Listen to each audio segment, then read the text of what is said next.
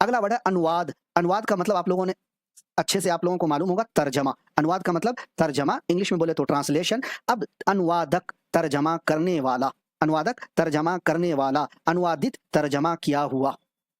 आप लोग हाथ उठा के बताइए, क्या आप लोगों को क्लास समझ में आ रहा है? लग रहा है कि ये वाकई में आपके लिए बहुत फायदामंद क्लास है? तो एक बार वीडियो को शेयर कर दीजिए, बड़ा मेहरबानी, एक बार वीडियो को शेयर कर दीजिएगा। अगला वर्ड आपकी स्क्रीन पर है उत्पादन। क्या है साथियों? उत्पादन। उत्पादन का जो मीनिंग होता है पैदा करना या फिर पैदावार, ठीक है। उत्पादक पैदा करने वाला, या यूं कहें बनाने वाला, या किसी चीज को उगाने वाला। उत्पादित, उगा हुआ, पैदा क्या हुआ।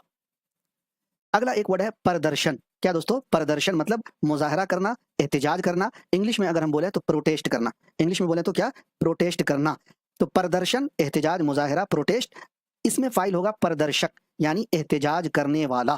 क्या? प्रदर्शक, एहतिजाज करने वाला, मुजाहरा करने वाला, प्रोटेस्ट करने वाला। प्रदर्शित, एहतिजाज किया हुआ या एहतिजाज किया गया, मुजाहरा किया गया या फिर मुजाहरा हुआ।